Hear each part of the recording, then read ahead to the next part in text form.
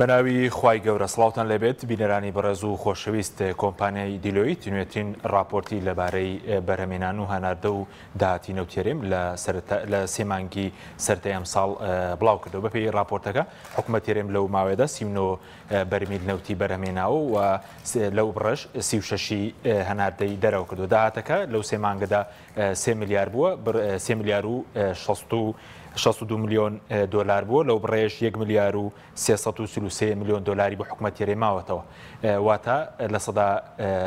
43 بۆ حکوومەت تێرێم و لە سەدا 57 بۆ کۆمپانیەکان و بۆ خەرجی ماوەتەوە. لە بەرنامەی ئەمڕۆ باز لەو دەکەین بۆچی لە نەوتێرێم تەنها لە سەدا نزیکەی لە سەدا 4 بۆ حکوومەت تێرێمی کوردستان دەمێنێتەوە بە جۆرێک کە لە 86 بە 86 دلار فرۆشی تێگرا، لەو 86 دلارە 40 بۆ کۆمپانیەکانە، 30 بۆ حکوومەت تێرێمە و حکوومەت تێرێم لە ئاسی ناوخۆ بەرمیلێک نەوتی بە 84 دلار فرۆشتووە، لە کاتێکە لە ئاستە جیهانیەکەی 30 دلاری لە هەر بەرمیلێک بۆ ماوەتەوە. باس لە تورکیاش دەکەن کە حکوومەتی تورکیا و کۆمپانیەکانی لە سەدا 8 داهاتی نەوتێرەمیان بۆ ڕۆیشتووە لە سێ مانگی ئەم ساڵ. لەگەڵ یەک لە بەڕێزان ئەنوەر کەریم شارەزای نەوت و غاز، بەهەجەت ئەحمەد ماستەر لە گرێبەستەکانی نەوت قسە لەسەرم پرسە دەکەین. سوپاسی ئامادەبوونتان دەکەین. کاک بەهەجەت بەخێر بێک لە بەڕێستانەوە دەست پێ بکەین. دەمەوێت خوێنەوەی بەڕێز بزانم سەبارەت بە راپۆرتەکەی دیلۆیت کە سێ مانگە هەرچەندە وزام دواش کەوتووە، ینی دەبووە 6 مانگ بێکەوە بڵاو کرابەوە. سەرنجی بەڕێزت چی بوو لەوەی کە کۆی بەرهەمێنان و ئەوەش کە هەناردەیان کردووە؟ بەڵێ، زۆر سپاس بۆ جەنابتان و سپاس بۆم دەرفەتە. تەبیعی راپۆرتی یەکێک لە کێشە هەرە سەرجەکان بەڕاستی لە دۆسی نەوتی هەرێمی کوردستانن دواکەوتنی بڵاوکردنەوەی ئەو راپۆرت و داتە و زانیاریانەیە کە لەسەر کۆی بەرهەمێنان و لەگەڵ فرۆشتنی نەوتی هەرێمی کوردستانە ئەکرێت. بەڕاستی ئەمە بۆ بە یەکێک لە خاڵە زۆر نێگەتیفەکان لەسەر سێکتەری نەوتی هەرێمی کوردستانەوە تا دەبینین حکوومەتی عێراق لە ئێمە کە هەرەومان لە چوارچەوەی یەک وڵاتە ئاژین، ئەوان لە کۆتایی مانگ بە چەند سەعاتێک راپۆرتی ئەو مانگە بە داهاتیان و بە ڕێژەی هەناردەکردنیان هەمووی ئەخەنە ڕوو زۆر بە شێوەیەکی شەفاف. بەڵام لە هەرێمی کوردستانە دەبینین ئێمە مانگی حوتە تازە باسی سێمانگی سەرەتای ئیمساڵەکەین. بەڕاستی ئەمە ئومێدەوارم کە لە داهاتوو شاگەر هەوڵێک بدرێت بۆ ئەوەی کە ئەم بابەتە چارەسەرکرد شتێکی خراپ نییە. سەبارەت بەم راپۆرتی کۆمپانیای دیلۆیتیش طبیعی لەگەڵ راپۆرتەکانی چەند ساڵی ڕابردوویدا تقریبا هیچ فەرقێکی وای نییە و ئەو فەرقانەشی کە هەیە شتێکی زۆر بەسیتە و لە کۆی راپۆرتەکەدا ئەوەی کە من ئەمڕۆ شیکاریم بۆ کردو خوێندومەتەوە بەڕاستی بەهەدەردان هەیە، بەهەدەردانێکی زۆر هەیە لە داهاتی نەوت و بەهەدەردانێکی زۆر و فەوتانێکی زۆر هەیە لەو ڕێژەنەوتەی کە هەناردە ئەکرێ بۆ لە ڕێگەی بۆریەوە. بەڕاستی ئێستا نمونەیەکی زۆر بەسیت باسکەین کە باسی ئەو ڕێژەی دەکات کە ناردێتی 1,010,000 بەرمیل، ئەمە ئەڵێ بۆ بە تەقەڵوس. تەقەڵوس خۆی نەوتی ژۆک و هەموو کاڵایەکی تر بە گۆڕانکاری کەش و هەوا بە گەرمی و ساردی تەسیری لەکات، واتە چڕبوونەوە و بچووکبوونەوەی حەجمەکەی و لەگە گەورەبوونەکانی. لە مەوسیمی زستانە عادەتەن تەقەڵوسات هە دروستە بێت، واتە دەچێتەوە یەک چڕتر دەبێتەوە، ڕێژەکەی لە ڕووی عەدەدی لیترەوە کەم ئەکات، بەڵام لە هاوینە زیاد دەکات. لەبەرەوەی کە ئەم باسی مەوسیمی ساردی کردواتە سێمانگی یەکەمی ساڵ کە مەوسیمێکی ساردە تەقەڵوس ڕوو دەدات، بەڵام نیسبەتەکەی زۆرە. یعنی ئێستا ئەوەی کە من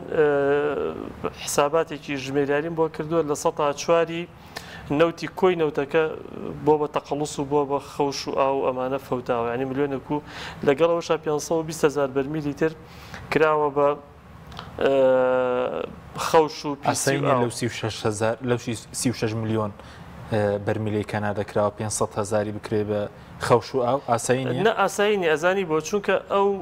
خەوش و ئاوە کە 520,000 بەرمیل دانراوە ئەمە لەکوێ دانراوە، ینی کراوە بە خەوش و ئاو لە کۆگاکانی جەیهان.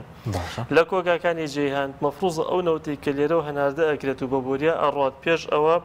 درێلینی بۆ کرابێت، هیچ درێنی بۆ کرابێت، هیچ ئاویتیانە مابێت و نەوتێکی 100% پاک بێت، چونکە تو ئەم نەوتە کە لێرە دەینێریتە بەندەری جەیهان پارەی تیا سەرفەکەیت بە پارەی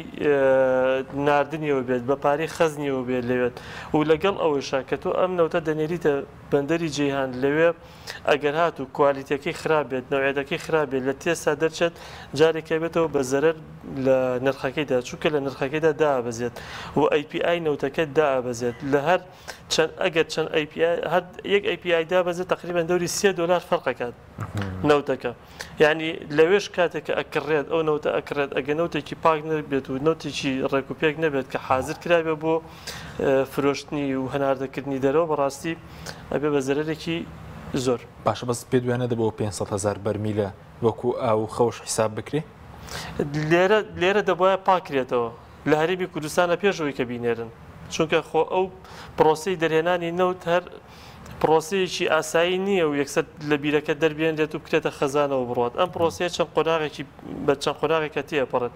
قۆناغی یەکەم کاتێککە لە بیرەکە ئەو نەوتە دێتە دەرەوە دەکرێتە خەزاناتەوە لەو خەزاناتەدا بۆ ماوەی چەند سعاتێکدا دەنێت تاوەکو نەوتەکە هەم سارد بێتەوە و هەم ئەو ئاو پیسی و خەوششی کە پێوێتی لەگەڵ لە ناو بیرەکە هاتوۆتە دەرەوە بنیشێت ئەنیشێت باش تقریبا نزیکەی 24 ساعت ئەم نەوتە بارەکرێت لێرە کە پاکەکرێتەوە ئامادە دەکرێت بۆ خەزانی هەناردەکردن دەچێتە خۆرمەڵە لە خۆرمەڵش لێ بە هەمان شێوە بێت درێنی بۆ بکرێت ئەو خەوش و پیسی پێوە بێت پێوەی نێڵڕێت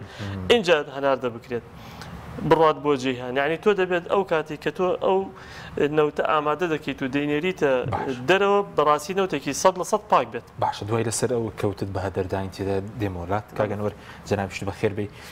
دەمەوێت سەرنجی بەڕەش بزانم ئەو راپۆرتە تۆ بە راپۆرتێکی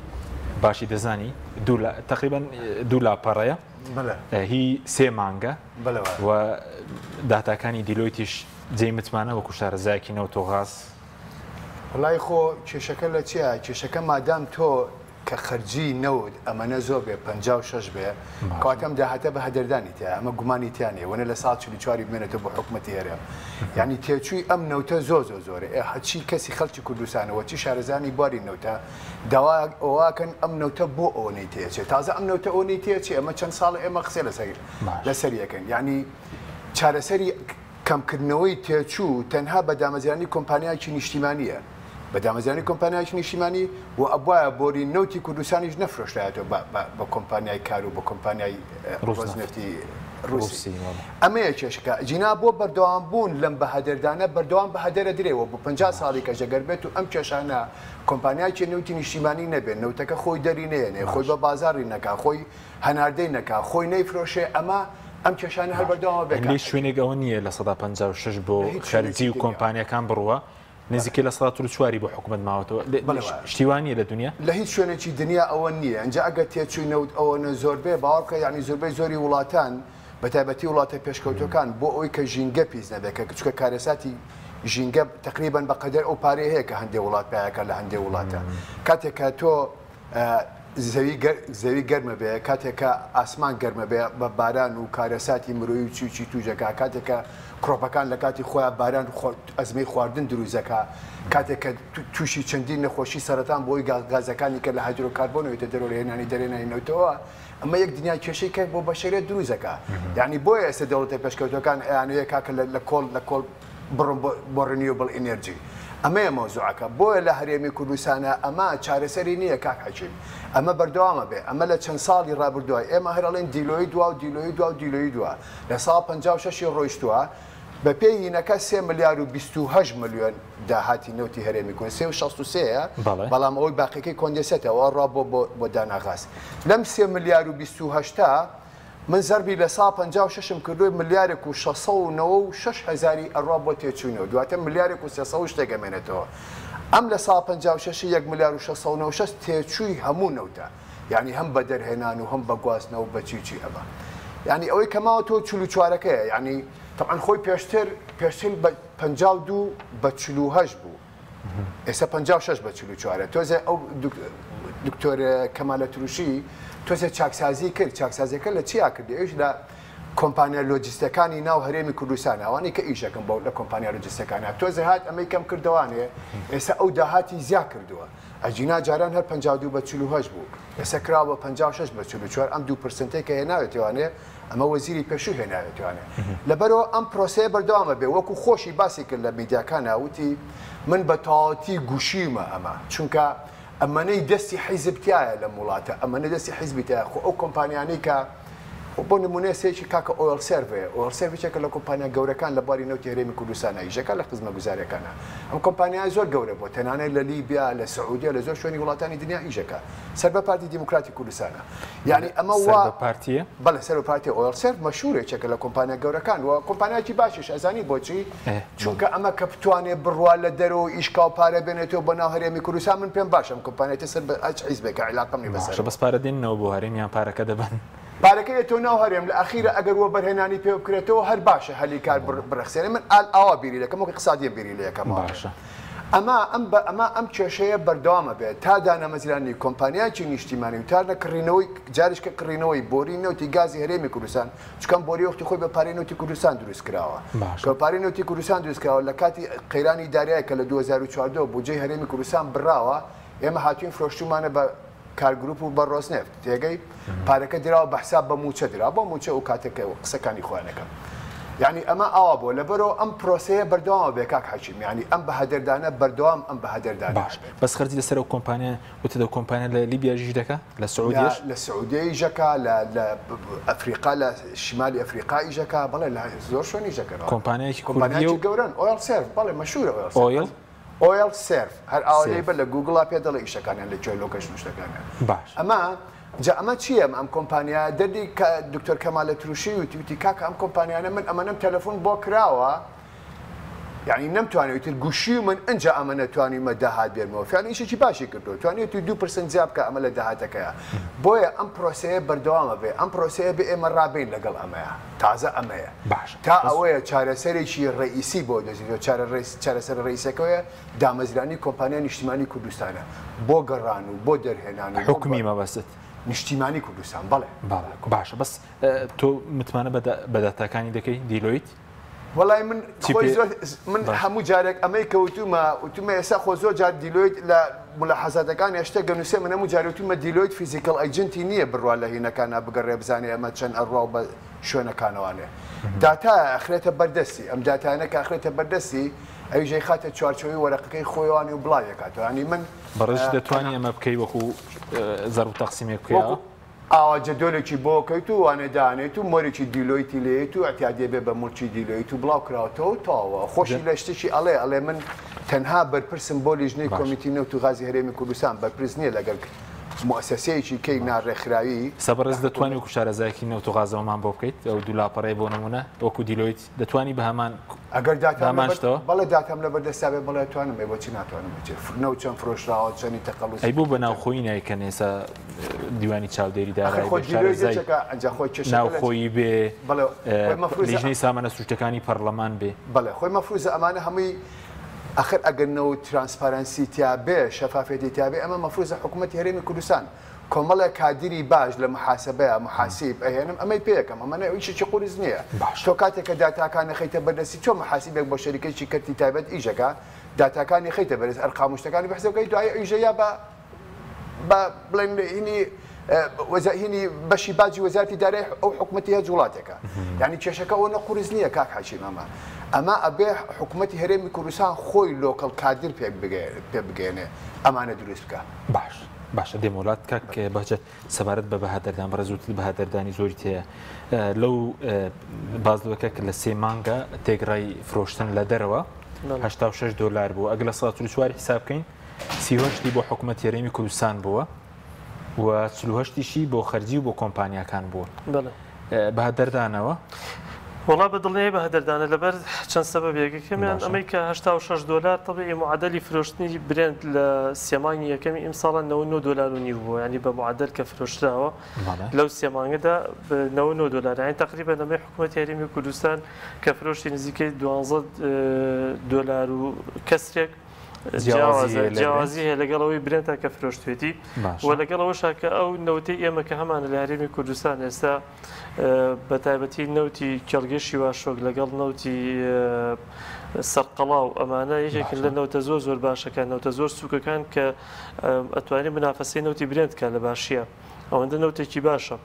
یعنی ئەم نەوتانە بەڕاستی ئەوە بە هەدەردانێکی گەورەیە ئەمە یەک دووەمیش لە سەر شێوازی دابەشکردنی داهاتی فرۆشتنی نەوت چونکە بە پێی گرێبەستەکانی هەرێمی کوردستان کە کردوێتی لەگەڵ ئەو کۆمپانیانە تقریبا هەموو کۆمپانیاکان ئەو عقدی مشارەکەی ئەم عقدی مشارەکەی لە مادەی 26 لە عقدەکانە کە شێوازی دابشکردنی قازانج و تێچۆکانی دیاری کردووە بە شێوەیەکی زۆر ڕێکوپێک دابەشی کردووە لە باشترین حاڵەتە ئەبێ قازانجی کۆمپانیەکان لە 100 زیاتر نەبێت لە 100 زیاتر نەبێت بەڵام ئەم لە 100 ئێستا بۆ نیسبەتە زۆرە و عملی دابشکردنی داهاتی نەوتەکان ئێستا بۆ نمونە ڕۆیاڵیتی کە لە 100 خۆی ڕێنجەکەی لە پێوتێ مڵکانە بە کوردی مڵکانە بەڕانی خۆی ئەم مڵکانەیە ستاندەردێکی جیهانی هەیە لە بینی لە 100 بۆ لە 115 هەرێمی کوردستان هاتووە کەمترین ڕێنجی وەرگرتووە کە لە 100 ئەم لە 100 ئەوی ژوەر ناگرێت یعنی ئەوە تا لە راپۆرتەکانی دیلۆیتە کە بڵاو کراوەتەوە تاوەکو ئێستا باسیەوە نەکراوە $1 لە بیدایەتی پرۆسی نەوتی هەرێمی کوردستانەوە لە 2014 تاوەکو ئێستا $1 وەرنەگیراوە حکوومەتی هەرێم وەری نەگرتووە دەبێت لە کۆمپانیەکان وەربگیرێت ئەم عفوم بکەیت ئەمە عملیەکە چۆنە کۆی نەوتەکە بۆ نمونە هەموو نەوتەکە کە فرۆشراوە $100 کردووە هەموو کۆمپانیای ئەلف ئەم $100 $10 ئەبێ ئۆتۆماتیکی یەکسەر لێ ببڕێت بێت بۆ حکوومەتی هەرێمی کوردستان ئەمە وەکو حەقی مڵکانی خۆی کە وەریەگرێت ئەو باقیتری کامێنێتەوە ئەو $90 کامێنێتەوە کۆست ریکەڤەری ئەو پارانەی کە شەریکات کە سەرفیان کردووە کە بەرزترین ڕێنج لە هەموو جیهانە بە پێی ستانداردی عالەمی لە 140 هەرێمی کوردستان لە 140 بۆ هەندێک لە کۆمپانیەکانی تر لە 142 43 تا 45 بینیوە بەڕاستی بۆیان داناون ئەم کۆستەی لێ دەرەکرێت ئەوەی کە ئەمێنێتەوە پێوترێ پرۆفت ئۆیل واتە نەوتی قازانج ئەوەی کە ئەمێنێتەوە دوای دەرکردنی ڕۆیاڵەتی و لەگەڵ کۆزڕکەڤەریە بێبەوە ئەمە دابەشەکرێت لە بینی حکوومەتی هەرێم و لە بینی ئەو کۆمپانیایە کە ئیدارەی مەشروعەکە دەکات طبعی ئەو کۆمپانیاش کە ئیداری مەشروعەکە دەکات بە پێی قانونی نەوتوغازی هەرێمی کوردستان ئەبێ لە ماوەی 180 ڕۆژ لە دوای ئیعلانی نەوتی تیجاری لەو پرۆژەیە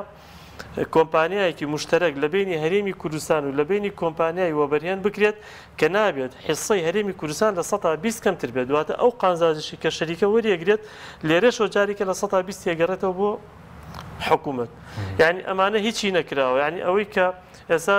جەنابەت پرسیارێک لە جەنابی مامۆستا ئەنوەر کرد لەسەر ئەوەی ئەم راپۆرتە دوو لاپەڕێ یعنی 3 مانگە بڕوا دەبێت محاسبی کەناڵەکەی ئەوەتوانێت زۆر لەوە جوانتر بیکات لە دیلۆیت باشتر لەوە زۆر لەوە جوانتری کات هەر محاسبی کەناڵەکەی خۆتان ئێستا بیەنە لەوە جوانتری کات یعنی ئەوە شتێکی ئەوەندە مهم نییە کە کرابێت هاتووە کۆمەڵێک داتایە کۆمەڵە ژمارە داینا و ژمارەکانی ژمارە بازیەکی باشی تیا کردووە بۆی کە خەڵک سەری لێ تێکچە بەڕاستی یعنی ژمارە بازیەکی تیا کراوە کە تۆی خوێنیتەوە لەوانەیە بەسەر جەنابی مامۆستا و ئێمەمانان و کۆمەڵی خەڵکە تێنەپەڕێت بیدۆزینەوە بەڵام خەڵکی ئاسایی بیبینە هەسەری لێتین نانی سەری لێ دەرناکە بەڕاستی کە ئەم پارانە بۆچی هاتووە و دوای ئەوەش یەکێ لە هەدەردانە زۆر هەدەردانێکی تر بەڕاستی مەسەلەی $683,477 دانراوە ئەمە بۆ خزمەتگوزاری یاسایی و پارێزەرایەتی بۆ ئەم 3 مانگە ئێمە لەم ماوەیە ئێمە کەسمان نەمان بیستۆ کە حکوومەتی هەرێمی کوردستان هیچ داوایەکی لەسەر بوو بێت هیچ داوایەکی لەسەر نەبوو ئەم $683,000 بۆ چۆڕۆیوە خزمەتگوزاری یاسایی بۆ کری پارێزەری بۆ کری پارێزەرایەتی ئەوەی چەکە لەو پارانە بەڕاستیەوە بۆ چۆڕۆیوە بەڵێ اینجا هاتووە $53 ملیۆن ئەمە دانراوە وەکو ڕسوماتی سوود ئەم ڕسوماتی سوودە وەڵی تاوە کەسانی نازانێت یعنی ڕسوماتی سوودەکە دراوە بەچی یعنی ڕسوماتی سوودەکە تۆ چیت لێ کردو ئەمانە هەمووی بە هەدەردانی گەورن و ژمارە قەبەقەبەن لەم پرۆسەیە بەڕاستی دوایی دێم وڵات لەسەر قسە دەکەین بۆچی هەرێم لە ناوخۆ $4 فرۆشتێتی بەس لە جیان $6 فرۆشتی بە $30 بۆ ماوەتەوە لە ناوخۆ ئای بفرۆشێنەوە کە قازانجی زیاتر نییە کاگەن وەرە سەبارەت بە کرێبۆری ئەوەی کە باس کراوە لە 180 بۆ کرێبۆری ڕۆشتووە تقریبا نزیکە لە 4 لە سنووری کوردستان و 4 لە سنووری تورکیایە ئێستاش زۆرە کرێبۆری ئەوەی کە کرێبۆریەکە ئەم جارە هەستەکەم کەمترە چکە بە تایبەتی هینی KPC ئەوەی هەرێمی کوردستان مەی کار و ڕۆزنێفت ئەم جارە هەستەکەم لەگەڵ جارەکانی پێشوا فەرقی کردو بە ڕێژەیەکی باشیش فەرقی کردووە جارەکان نزیکی $5 بۆ ئەم جارە $3.35 کات چونکە تۆ حسابی ئەوەکەی کە چەند بە بۆریەکە ڕۆشتە حسابیۆ ناکەی کادرێ بە پاڵاگۆ ماڵا بە گشتەکانیانی ئەمەکە 36 ملیۆنە ئەوەی کە مامەسا بازەکات لێژ ملیۆن شتێکی ڕۆشتە بۆ تەقەلوسی کردو لە هینەکانە تقریباً 36 ملیۆنە کە 36 ملیۆنەکە تەقسیمی ئەو ڕقەمانی کە داناوە لە هینەکە لە راپۆرتەکە بۆ KPC بۆ TEC ئەم دوانە تقریباً ئەو پارەیەکە ئەوەی تورکیا 3 ملیۆن و 50کە عفوم کە $3.50 بۆ حەقی گواستنەوەی یەک بەرمیل ئەوەی هەرێمی کوردستانی $30.35 دەکات بۆ حەقی گواستنەوەی بەزیستش زۆر لە 1970 داهاتینەوەت بۆ کرێی بۆری بڕوە کاکە بەڵێ زۆرە ئەزانی بۆچی چونکە ئەمەی کە لە هەرێمی کوردستانە بۆچی زۆرە لە بەرەوەی مەسافەی هەرێمی کوردستان لەگەڵ مەسافەی ئەوەی کە لە زاخۆ ئەڕوا بۆ بەندەری جەیان ڕێگنی ئەوەی ئەو مەسافەیە بۆیە بۆ هەرێمی کوردستان ئەم پارەیە زۆرە چونکە تقریباً بۆری کوردستان تێگرایی بۆری نەوتی کوردستان 900 کیلۆمەترە وزانڵە 124 لە سنووری هەرێمە بەڵێ نزیکی 600 کیلۆمەتری ئەکەوێتە هینەوانێ ئەکەوێتە حکوومەتی تورکیاوە 600 کیلۆمەتری ئەکەوێتێرەوە کاتە ئەم پارێ زۆرە بۆ هەرێمی کوردستان بۆ حقی گواستنەوەی ئەم باش ئەی بۆ تورکیا قازانجێکی باش کرد من سەیرم کرد هەم بەکرێی بۆریەکە کۆمپانیای وزەی تورکی لەگەڵ قەرزەکە $252 ملیۆن ینی ئەوش لە 180 ینی بە قەرزەکە و بەکرێی بۆریکە تورکیا لە 180 داهاتینەوەتی بۆ ڕۆشتووە باشە بەڵام ئەویان ڕاست ئەمانۆک و قەرزە خۆی کێشەی دیلۆیت ئالەوایە ئێستا ئەم دیلۆیتە بە خەڵکی کوردستان ناڵێ خۆی مەفروزە بە خەڵکی کوردستان بڵێ کاکە ئەمە کۆمپانیای تورکی ئەمەنە قەرزاری حکوومەتی هەرێمی کوردستان ئەمەنە قەرزاری ئەم کۆمپانیا تورکیەیە ئێمە ئەوەنەمان ناوەتەوە ئەوە نەشمان لا ئەمێنێ بۆی بزانین ئەم خەڵکەکەی لە کۆڵم قەرزابێتەوەێ یعنی کێشەکە ناشەفافەکە لەوایە بۆیە ئەم پرۆسەیە سەلەبەری ناشەفافە مەسەر لێرە وەکو مامۆستا باسی کرد یەک بەهادەردانیکەی گەورە $8 ملیۆن ئەمە ئەگەر حیسەی مڵکانەیە مەفروزە ئیشارەتی پێبە ئەڵێ ئەمە لە جاتی دراوە بە لە جاتی حکوومەتی هەرێم دراوە بەلایانی پارەداکراوە بەلایەنێک پارەدار کراوە ئەم لایەنە کوێیە ئەگەر مڵکانەکەیە باشە ئەوە دراوەتەوە بە مڵکان و حکوومەتی ئێمە دەستمان خۆش بە حەقی خۆمان وەرمان کردێتوانێ ئەم $8 ملیۆن من ئەمە بە بۆچوونی من ئەمە حەقی کۆمپانیەکانی سکیوریتی ئەمە ئەم حەقی کۆمپانیا سکیوریتیانە مەفروز نییە بمێنێت چکە ئێمە دوو لیوای نەوت و غازمانەیە ئەم دوو لیوای نەوت و غازە لەسەر بودجەی گشتی حکوومەتی هەرێمی کوردستان موچە وەرەگرن کاتە ئەم دوو لیوایە ئیشان چییە بۆ نان پارێزگاری چێڵگەکان بکەن ئەم $8 ملیۆن بە هەدەردانێکی گەورەیە لە بەشی لاپەڕی یەکەمە ئەڵێ ئەمە پارەدار کراوە بۆ لە جاتی حکوومەتی هەرێم دراوە بەلایەنێک لایەنەکە چێە ئەگە تۆ شەفافیت ئەبێ لایەنەکە دیاری بکەیت بڵێ کاکەەوە دراوە بۆ لایەنە بۆی خەڵک بزانێت ئەم پارەیە بۆ چۆ ڕۆشتوە ئەم $8 ملیۆن هەرچەنە ئەو وەزیری پێشوو کەمالە تووشوتی محاولەم کردو ئەمانە نەمێنێ بەڵام لەوە ناچێت لەوە چێکە ئەو ڕۆشت بێ ئەم جارە هێنابێنێتەوە ئەم کۆمپانیا سکیوریتەکانیان هێناوەتەوە بۆی $8 ملیۆن ڕۆشتەوە باشە بەس ئەوەی قەرزەکە ئێساوی تورکیا لێرە دەڵێ 125 ملیۆن دلار داوە بە کۆمپانیای وزەی تورکی لەگەڵ کۆمپانیای پترۆلی تورکی نێودوڵەتی قەرزی تورکیا تا ئێستا دیار نییە چەندە ئەمە یاڵم دیلۆید مەفروزە ئەم محاسیبە ئیشی دیلۆید محاسیبە مەفروزە بڵێ حکوومەتی هەرێمی کوردستان ئەمەنە قەرزاری ئەم کۆمپانیانەیە ئەوەنەمان ناونێتەوە تا ئێستا وەکو چۆن ماگانەدانێ ئەمە ئیشی خەڵک نییە خەڵک کۆی کاتەوە بزانێت چەند دوای خەڵک نازانێت چەند قەرزاری ئەم کۆمپانیانەی خەڵک نازانێت ئەبێ دیلۆیت پێ بڵێ کاکە ئەوەنەتان پارە لاماوە ئیت بۆی خەڵکی کوردستان بزانێت حسابەکەی سوێنێ کە پارە بۆی هەر پارە بەردەوام نەڕۆ ئەوە چەند ساڵە لە ئۆتی راپۆرتی دیلۆی دەرەکرێت پارە قەرزەڕاتێ بۆ ئەم دوو کۆمپانیایە یعنی ئێمە نازانین کە ئەم پارەیە تەواو بێ ئەم پارەیە توانێت بچێتەوە ناو بودجەی گشتی هەرێمی کوردستان بەس کە تۆ نەزانی کە ئەبێ ئەتی خۆپارەیە توانی بە 1000 نوعینی بۆ بکەیت بەڵگە و پاسایی بژێنیتەوە بەس ئەو لە سەداشتی کە بە قەرز و بەکرێی بۆریەکە ڕۆژتە بۆ تورکیا داهاتێکی باشە بۆ تورکیا بڵێن لە سمانگان لە 180 داهاتینەوت بۆ تورکیا بێت چی بە کرێی بۆریەکە بێت لەگەڵ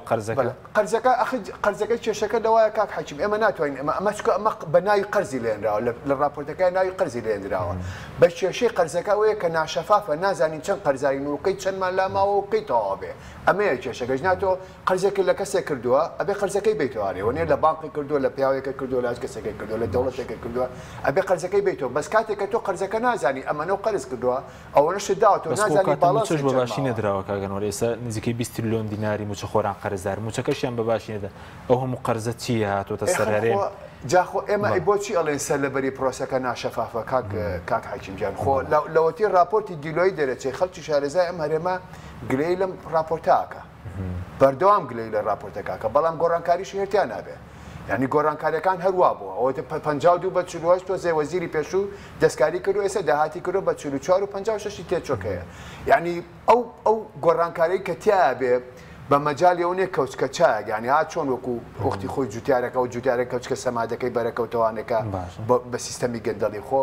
کێشەی گەندەڵی لەم وڵاتەیە ئەمەنە گەورەیە ئێستا حکوومەت و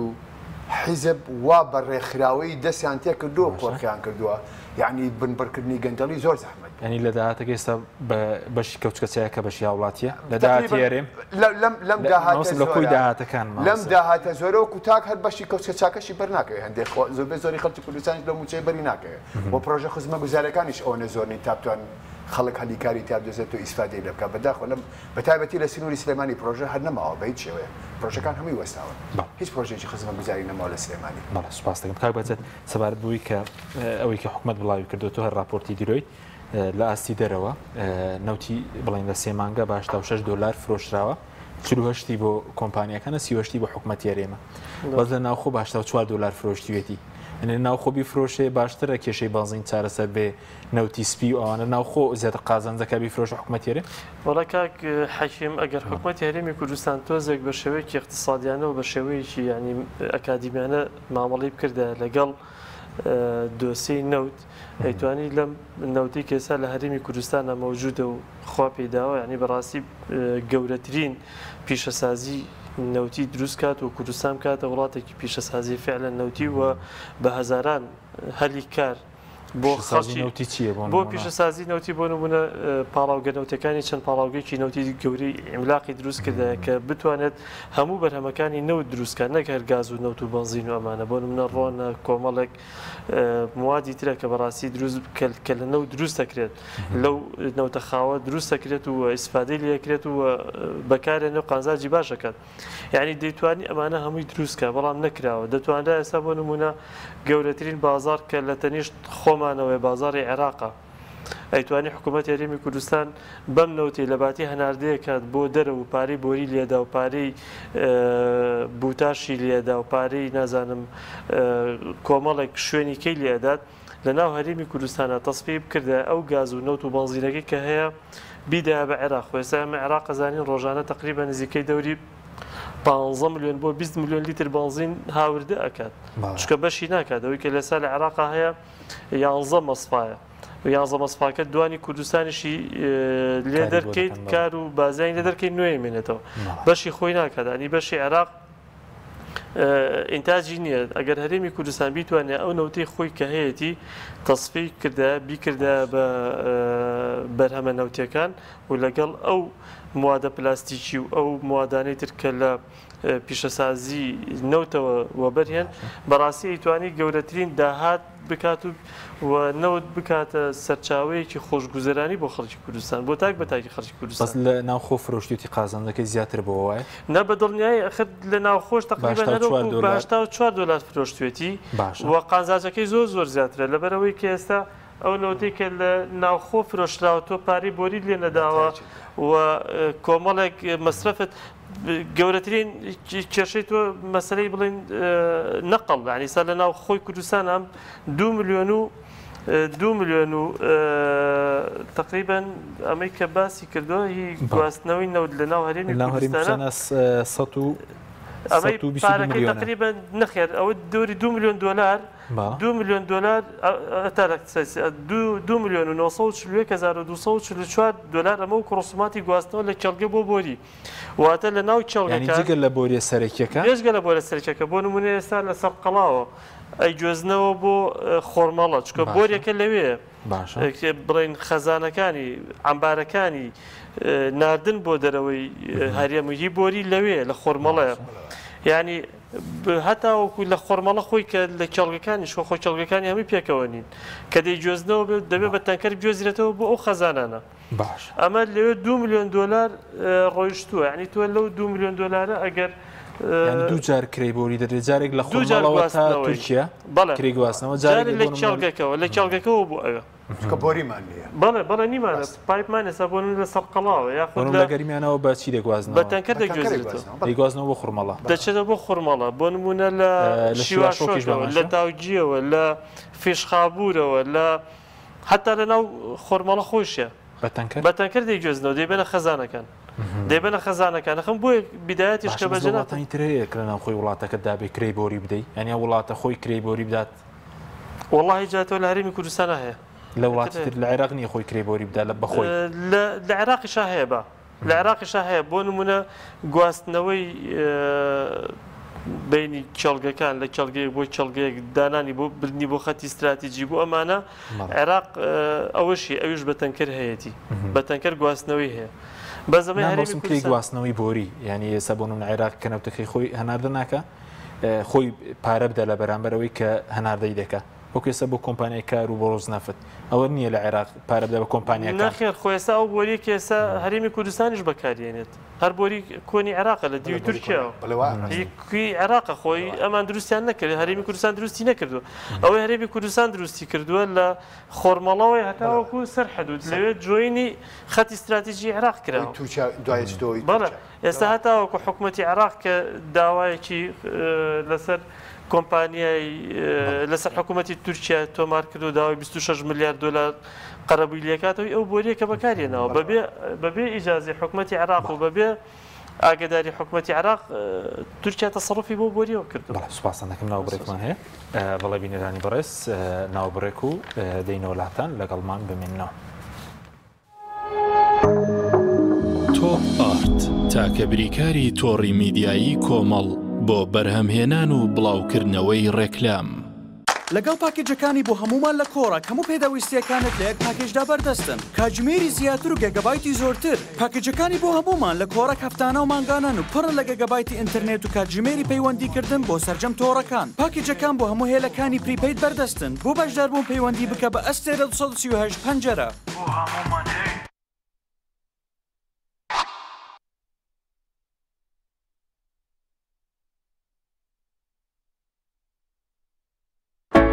کۆمپانیای ئاکۆکەریم بۆ ماڵێکی ئارام ژیانێکی جوانتر کۆمپانیای ئاکۆکەریم ئەزمموی چەندین ساڵ لە دابینکردنی ئەلەمنیۆمی ئازل و سیستم و دەبڵ شوشەی سکۆریت و لوئی دژەخۆر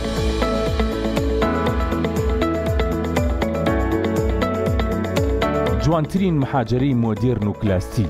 هەمیشە نوێگەری دیزاینی ناوازە و دەگمەن ئەزمونێکی زۆر و کارامەیی تەواو لە جێبەجێکردندا دەرگا و پەنجەرەکانمان بێهاوتایە لە کوالتی و مانەوەدا جوانیەکی شایستە بە بیناکەت دەبەخشین لەگەڵ ئێمە دڵنیایت کە هەڵبژاردنەکەت دروستە تۆش ماڵێکی ئارام و ژیانێکی جوانتر هەڵبژێرە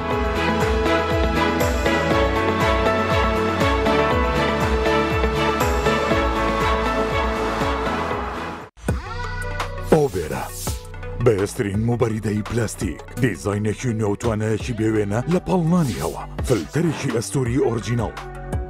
کەمترین دەنگی هەیە و دەگرمانە ماتۆری ماگنێتی تۆربۆیە و 100 پلەی خێرایی هەیە و بە 2 ئەمپێر کارە بەکار دەکات دەبڵ واتەر پەمپە بۆری و پلاستیکەکەی ڕیسایکلین نییە و بەرگەی پەستانی زۆر و ساردی و گەرمی دەگرێت شاشە و کۆنتڕۆڵی هەیە و دەتوانرێت لە ڕێگەی وایفایەوە کاری پێ بکرێت ئۆبێرە شایەنی ماڵی تۆیە ئاوی بەڕادی سلێمانی دڵنیایی زیاتر تەندروستی باشتر کارگەی ئاوی سلێمانی دڵنیا بوونینیە ئەو جبسەی وێنەی نییە کەرتامێکی بێخۆشە بۆ من بۆ ئەو بۆ تۆشە ئادەی پێ بڵێن چییە؟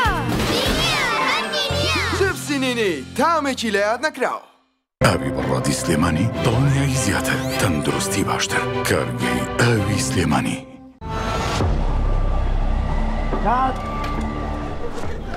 ڕەشەبامێ ڕەشەبا ئەم پانکەیە چییە بۆ منەهێنا زۆر گەڕێ لەوە بەهێزترمان دەست نەکرد نا لەوە بەهێزتریش هەیە لاکێت فیلمی تۆڵی بە سیم 5 تێک 2 هەستە بڕەوە بەرە داگیرسێنە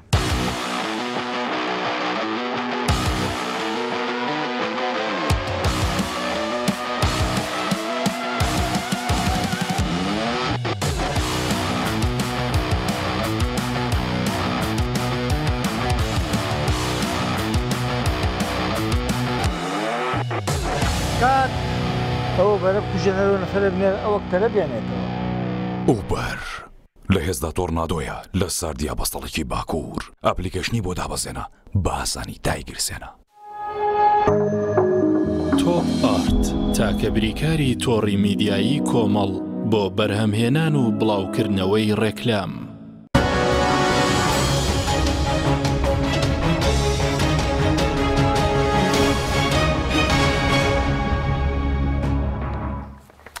جارێکتر سەڵاوتان لەبێت بینێرانی بڕێز کاگەنوەر هەر لە راپۆرتەکەی دیروێتە باسی دەست بەسەراگرنیدا تێرێم دەکات 294 میلیۆن دلار لەگەڵ 310 میلیۆن یۆرۆ کە لە بانکێکی لوبنانە کە بەهردووکیان دەکاتە 880 میلیاری خۆمان بەشی موچەی مانگێک دەکات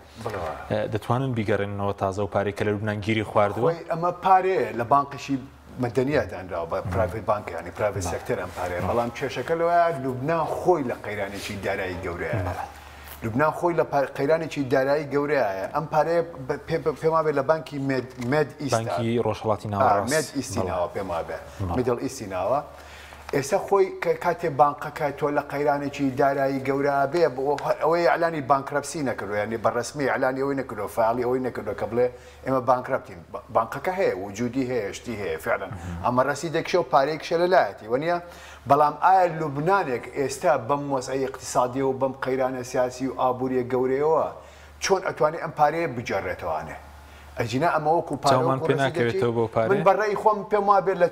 چەندین ساڵی کە چاومان بەم پارەیە ناکەوێتەوە چکە لوبنان ئەو توانایی نییە و بانقەکانی کەرتی تایبەتیشان ئەو توانایان نییە کە پارە هین بکەن ئەو پارەیە بجێڕن ئەو پارەیە تقریباً 800 میلیۆن دلارەوە نزیکی 1 میلیارد دلار 1 میلیارد دلار لە بانقێکی لوبنانی بێنیتە دەرەوە بە تاکید یەکسەری ئەعلانی بانکرەپسیەکە ئەعلانی ئیفلاسی خۆیەکە باشە بەس ئەو پارە کاشە نییە بەڵێ سەبارەت بۆی ئەگەر هەرێم لەناو خۆ نەوتەکە بپاڵێ و بیفرۆشێت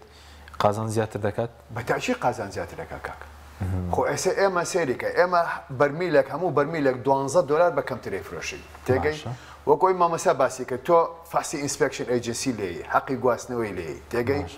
ئەمە چەند ئەجا ئەمە تقریبان پارێکی زۆرە ڕۆ 12 دلار کەم لە 86ەکە سیوەشتی بە حکومەتێرێ ماوەتەوە سەڵات چوارەکە بەڵێ هەر ئەوە نێماوە چلوەشتی بۆ کۆمپانیا خەرجی کاتێ وەکو بازەکەی تۆ ئەڵێ سعری تێگڕایی نرخی 9 دلار بۆ 3 مانگەکە بڵێن بۆ کوارتەری یەکەمی ئەم ساڵ 9 دلار بۆ ئێمە ئەو کاتە 9 دلارەکە هاتین چیمانەکە تقریبا هەموو بەرمیلێک بنزین ئەفمکە هەموو بەرمیلێک نەوتی خاو پێما بێ 159 لیتر لە کیرۆسین و بنزین و گازۆیل و دیزل و ئەمانی لێتە دەروانێ ئەم سعرانە هەموو جیاوازە هەرێکە بۆ هینێکیش بەکارێنرێ ئەم 159 لیترا تۆ بە پارەیەک ئێستا بیفرۆشی بە سعری بنزین هەم بە هەرێمی کوردستانی بەوە بەگران نافرۆشیتەوانێ بە خەڵکەکەی وەکو تقریبەنەوەکووا بیکە بە سەبسەدایزێک بیکە بە پیاوەتێکیش بەسەر خەڵکەکەەوە ئەڵێ من پاڵپشتی یەکەم ئەم 159 لیترا ئەگەر ئێستا تۆ بیفرۆشی بە 1000 دیناریش بێ کاکە بە 1000 منێ بە 800 نزیکی 120 دلارەکە خۆ تۆ فرۆشتنی نەوت لە هەرێمی کوردستانە زۆر قازانشترە لەوەی کەینکە واز لە هەموو پیشسازە گەورەکانی تریش بێنەکە باوکو موادی پلاستیکی چی ئەمانی لێ دەرێنی تەنانەت هەر بەوە بیفرۆشە کیرۆسین و گازۆیل و دیزل و ئەمانەی لێ دەربێنە بنزین و ئەمانی لێ دەربێنە ئەو پارەیە زۆر بەزیاترەوە دەرێنێ ئەو هەموو کورفێشمان بۆ ئەگەڕێتەوە کە ئێمە یەن بە حەقی گواستنەوە و بە حەقیوێک بە سپۆت بە کەمتر ئەفرۆشین و بە ئینسپێکشن ئەیجنسی و بە پارەی خەزانەکانی تورکیا و بە بۆری گواستنەوەی تورکیا و یعنی گواستنەوەی هەردوو هینەکە بۆرێکە لەبەرەوە قازانجیشی زۆر زیاترەکە لە هەرێمی کوردستان ئەگەبێتونەوەتەکە بە هاوڵاتیان فرۆش وە سەرەرای ئەوەی ئەتوانین عێراق وەکوی عێراق مامەسا باسێکات کە عێراق نوتێکی زۆر هێنێ لە دەرەوەکە پاڵپشتیەکە عێراق ساڵانە بای 50 میلیارد دلار پاڵپشتی بنزینی هینەکە بنزینی ناوخۆی عێراقەکان ئەم پارەیە زۆر زۆرە من دەگەڵ ئەوانی بۆ پاڵپشتێ بکرێەوە هیچەوە ڕێی خۆمەوە بەڵام ئەم پارەیە ئێمە ئەمانتوانی ئەگەر بخۆمە بمان فرۆشاتەوە ئەمانتوانی بیفرۆشینەوە بە عێراق بۆ پارەیە يعني او زیایی کە لە هەرێمی کوردستان زیاتر فرۆشیتەوە بە عێراق کە عێراق لە دەرەوە هێنێ لە کوێت و ئەوانەوەی کرد چۆن نۆتیسبی لە کوێت و هێن و تەوزیعەکە بەسەر خەڵکە ئەمە ئەوە یعنی بۆیە قازانجی ئێمە زۆر زیاترە نەوتەکە لە ناوخۆیان بفرۆشێ و بەردەوام کاتێک کە تۆ بنزینشی دەبێت کە توانی هەناردی وڵاتەکانی دەرەوەی کە ئەوە تورکیایە ئەوە ئەوە ئێران هەرچەنە بەشی خۆی هەیە ئێرانیش بۆی حەسارەکە خۆگە حەساری لەسەر بە ئێرانیش بەشی خۆی نابێت ئێستا زروفێ دروست بە حەسارێکی اقتصادی لەسەر ناتوانین باشەکە بەرەوە ئێمە زۆر قازانجەکەمان زۆر زیات بۆ کلۆی کە ئێستا بیفرۆش باش سەبارەت بە کەرتینەوت ئێستا ئەگەر لە ناو خۆدانە شفا بێ لەگەڵ عێراق کێشەیە بڕیاری دادگای فیدراڵیە کۆمەڵی کۆمپانیای بواری خزمەت گوزاری پاشخشیان کردو ئەوە سکاڵەکەی پاریسێ بڵێن عێراق کۆتا دانیشتنی بەڕێوە و دیژی تورکیا ئێستا دۆسیی نێوتەکە سەرنجامەکەی چی لێ بەسەر دێت بەڵێ خۆی ئەم کاکە حەکیم ئەم مۆزوع زۆر معقەدە ئەگەر بێت و سەیری عەقدەکان کەم دڵنیا مامەسا باشی سەیری کردووە ئەم عەقدانەی هەرێمی کوردستان وا کراوە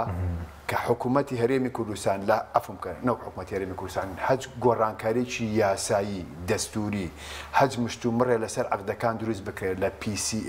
PSCەکە دروست بکرێت PSA و PSC پێڵێ هەچێکیانی پێڵێ ئەبێ ئیلا بڕاتە محکەمەی دەرەوەی لەندەن محکەمەی ناوبژیوانی لەندەن لەبەرەوە حکوومەتی عێراق ئەتوانێت ئەمانە خۆی حکوومەتی عێراقیش تاسە یەک شتی کردووە تەرمینەیتی کۆنتراکتەکانی نەکردووە یعنی نەیوەستانوە یعنی ئەڵێ ناڵێت تۆ بۆ دنیا ئیش بکەیت ئەمەی نەوتووە ئەڵێ من ئەمەوێت چی بکەم ئەمەوێت ریڤیو بکەمەوە لەگەڵ ریڤایسی بکەمەوانێ واتە مۆدیفای کاتەوە واتە عەقدەکان تازە کاتەوە بەڵێ پیاداچوونەوە کاتەوە بژاری عەقدەکان بکە مەسەلە بۆ نمونە حکوومەتی هەرێمی کوردستان ئەگەر لە سا 20 پشکی هەبێت لە کێڵگەیەەکە لەوانەیە حکوومەتی عێراق داوای لە سا 50 بکە داوای لە سا 60 بکە داوای لە ئەو خۆیان نەزانێتی خۆیان ئێمە نازانین داوای چیەکەن کاتێک کە داوای ریڤیو ریڤایزەکەی واتە تۆ دەست بۆ PSCەکە بی ئەم دەستبردنە بۆ PSCەکە ئەبێ ئیلا لە محکەمەی لەندەن یەکلای بکرێتەوە کاتێککە لە محکەمەی لەندەن یەکلایەکرێتەوە ئەمە ئینتەرناشنال ئەگریمنت هەیە بۆ بەشی PSC لە محکەمەی لەندەنە باشە لەندەن ئاربیتریشن کۆرت ئەبێ بچێتە ئەوێ و ئەمە لە قازانجی وەبەرهێنەرەکانی هەرێمی کوردستان نابێ ئەو کاتە چییە کات ئەو کاتە ئەمانێن سوی حکوومەتی عێراقەکەن لە بەرەوەی هاتوو هێنی کردەوە دڵنیابە ئەلەو کاتەیە حکوومەتی عێراق بێت بە $10 میلیارد باتەوە بەم کۆمپانیا ئەگەر بێت و ڕیان بۆستێنێ بێت و ڕیان بۆستێنێ من پێم وابێ بۆندێکیان پەیوەندی بە عێراقەوە دەکەن ئێستا ئەوانە کارەکانیان دەوەستێنن بڵێ ئەوانە خۆی ئەزانین چۆنە ئەمە ئێستا ئەمەی کە کراوە هیچی کۆمپانیای وەبەرهێنان نین هەمووی سێڤسن باری خزمەتگوزاری باری خزمەت لۆجستین مەسەر هاڵی بێرتنە لەگەڵ هاڵی بێرتن و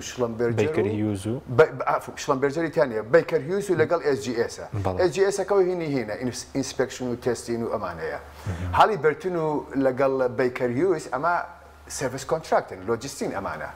ئەمانە لەوە چێ لە عێراقا عەقدێکی باشتریان نابێت ئێوە نییە مەجالەکان گەورەترە و نەوتی زیاترانەیە چند لێ ئیژەکەن کە لێرە هینەکان تەواو بوو تەندەری تازای داوا ناکەن لە حکوومەتی هەرێم بۆی تەندەرەکان تازە بکرێتەوە بەڵام ئەمانەی هەرێمی کوردستان ئەنجا عێراق کەوێتە سەر ئەو کاتە کەوێتە سەر بڕیاری حکوومەتی عێراق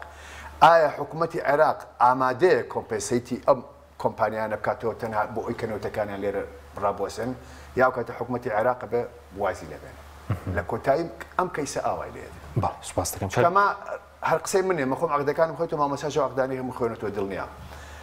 یعنی هەج بە ئەم کۆمپانیان نەوتیانەی IOCیانە کە هاتوونەتە هەرێمی کوردستانەوە کاک حەکیم ئەمانە بەدا مستەشارێنەیە تەڵام بەداخۆی سەلوانەیە زوربەی لە ساڵ 98 بۆ 97 خەڵکی هەرێمی نەوە خەڵکی هەرێمی کوردستان خەڵکی عێراقیش دەستوری عێراقی نەخوێنێتەوە مادەی 112 نایزانێ شتا وانە بەڵام کاتێک کە ڕاوێژکارێکی ئەجنەبی کۆمپانیایکی وەبەرهێنەریە دەجار ئەمینی خوێنێتەوە ئەم بەرگانی خوێنێتەوە کە عێلاقی بە وەبەرهێنانەوە وەبەرهێنان بۆ نەوت ئەمە گەورەیە ئەمە بێت لە کۆرتی لەندەنا هین بکرێتەوە یەکلای بکرێتەوە کاتێکە لە کۆرتی لەندەنا یەکلای بکرێتوانێ ئەم کۆمپانیانەش داوای کۆمپنسەیتی زۆر گەوراکەن لە عێراق و کۆستەکەشیان $10 بیلیۆن بێ سوپاس کارباچێت ئەگەر شتێکت مابی لەسەر راپۆرتەکە دەمەوێت سەرنجی بەڕەش بزانم لەسەر ئایندی دۆسی نەوت بە سەبارەت بە راپۆرتەکە خەلەلی تری تێدایە یاخۆ بەهادەردان و شتی دیکێتیا بێ بەڵێ وڵایەک لە بەهادەردانە گەورەکانی تر ئەوەیە کە $175 میلیۆن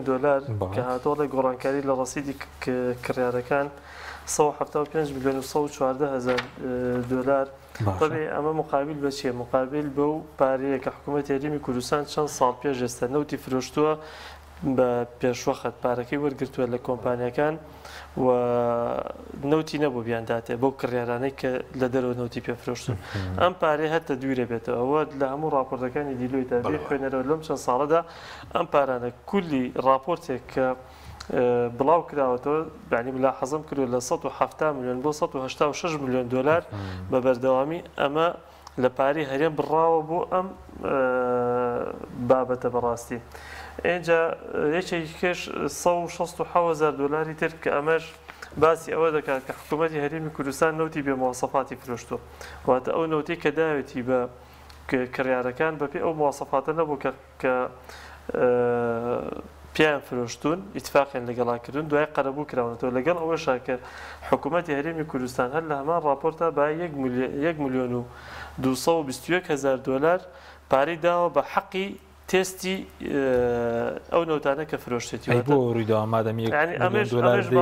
تێستەکە و دوایش ژانی بەڕاستی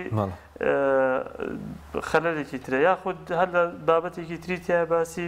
439,000 دلارەکات ئەمە وەکو قەرەبووی دواکەوتنواتە ئەمە نەوتەکەی فرۆشتووە بە کڕیارەکە و بەڵام نەوتی حازر نەبوو بیدایەتە چەند ڕۆژێک دواکەوتووە فترێ دواکەوتووە قەرەبووی کردوێتەوە بە بڕێک پارە بەڕاستیەبانە هەمووی لە کۆی ینی ئەم وردە پارانە لەم لا مەبلەغ لەو لا مەبلەغ کاتە کوێکەکەیتەوە بڕێکی زۆر دەرەچێت بەڕاستی و کاریگەری زۆرە بێت لەسەر داهاتەکە چکە خۆیمە بایی وەکو سعودیەتین بای 200 میلیارد دلار مان فرۆشتی بێت دەگەر ملیارێکیشی بفەوتێت پێمانەوە دیار نەبێت 100,000 دلاری لێکەم بێتەوە بەڕاستی پێوی دیارە. باش لەسەر ئایندەی کەرتینەوت ئەو سکاڵانە لە ڕۆژانە سکاڵی پاریسی شەبوو کۆتایەکەی چی بەسەر دێت ئەوەی کە من بەڕاستی پێشبینیەکەم جەنابی مامۆستا پێش من باسی کرد سێکتەری نەوت لە هەرێمی کوردستانە ئەوەی کە منەی بینم و تەمەناشەکەم بۆ چوونە بۆ شێوەیە نەبێت کە من باسیەکەم تەمەناکەم باشتر بێت و خەڵکی کوردستان تووشی زەرەرزیان نەبن بەس ئەوەی کە منەی بینم بەڕاستی ئایندەیەکی باش نابینم بۆ ئەم بابەتە ئەگەر هاتە حکوومەتی هەرێمی کوردستان و بەرپرسانی باڵا لە هەرێمی کوردستانە بەم شێوە عینادی ئێستا بەردەوام بن چونکە هەرێمی کوردستان بمانێ و نەمانێت لە چوارچەوەی عێراقا هەرێمێکی فیدرالیە وە چارەسەری کێشەکانی هەرێمی کوردستان لەگەڵ بەغدایە بەڕاستی نە لەگەڵ تورکیا نە لەگەڵ ئیماراتە نە لەگەڵ قەتەرە لەگەڵ وڵاتەکانی ترە و ئەگەر ئەمریکیەکانیش بە دیفاکتۆ بە حاڵەتێکی ئەمانە دیفاع لە هەرێمی کوردستان بکەن و وەکو لەم چاوپێکەوتنی ئەم یەک دو ڕۆژی ڕابردوو بینی جۆ بایدن و لەگەڵ مستەفا کازمی لە کۆتایی راپۆرتەکە بە دوو شەباسی هەرێمی کوردستان کرابوو کە دەبێت سەقامگیری هەرێمی کوردستان بپارێزرێت یعنی ئەگەر ئەم حاڵەتە لەگەڵ حکوومەتی عێراق چارەسەر نەکرێت و حکوومەتی هەرێمی کوردستان بە تایبەتی بەرپرسانی باڵای هەرێمی کوردستان کە بڕیار بەدەستن لە مەجای سێکتەری نەوتە نەگەن ئەو قەناعەتەی کە فعلەن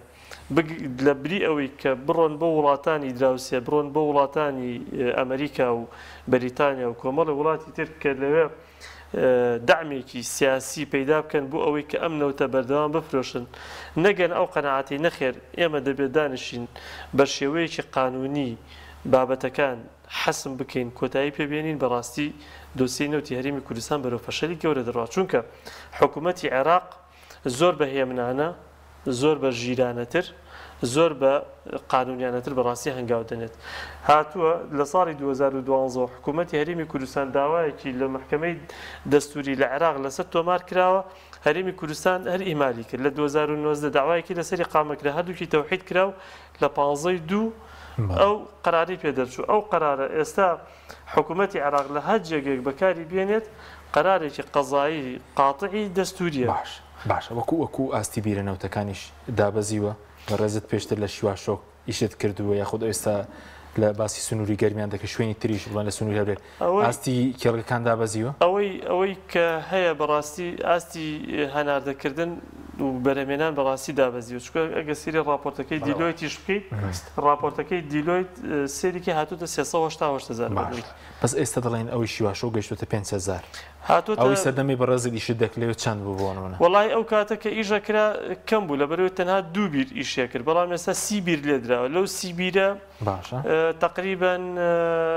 هەمووی دەوری 4-5 بەرمیلی بیری ئیشەکات و ئەو 4-5 بیرێشی بە هەر هەمووی کە ئیژەکات ئەوەی کە من لە دوایین زانیاریە بیستومە لەسەری نزیکەی 4,500 تا 4,700 بەرمیل لەو ڕێنجای یاریەکەات ئەوەی کاتێک کە جەنابەت لێبووی وڵای ئەو کاتێک کە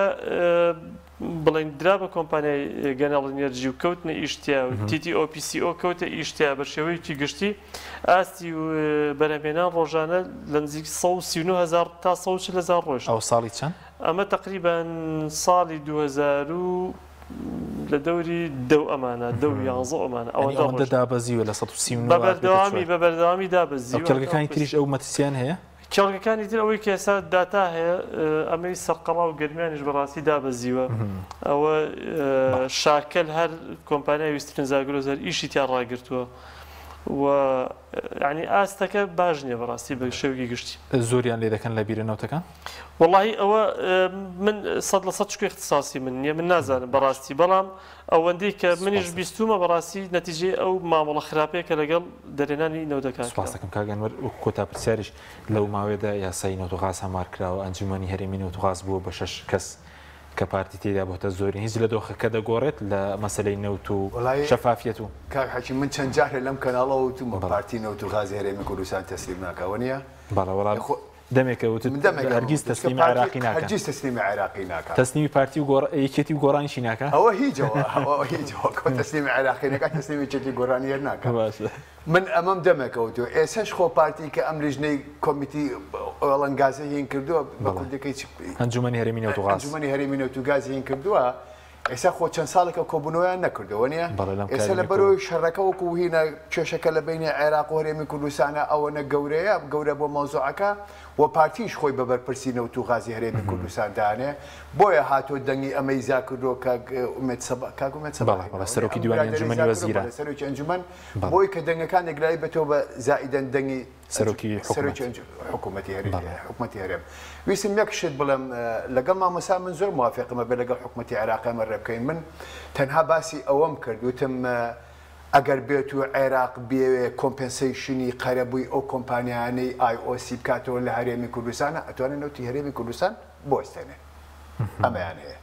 یعنی ئەگەر بێت لە ئاخیرا کۆتایی بە پرۆسەی نەوت و غازی هەرێمی کوردستان بێنێ بەڵێ قەرەبووی ئەو پاران هەیە ئێستا ڕیزەرڤێکی زۆریان هەیە پارەی قەرەبووی داوای چەند بکەن قەرەبۆکە بە پێی مەحکەمە بڕیادرا ئەو کاتە قەرەبەکان نکاتەوە کە تەڵی ئیشەکانتان بۆ وەستێنەوە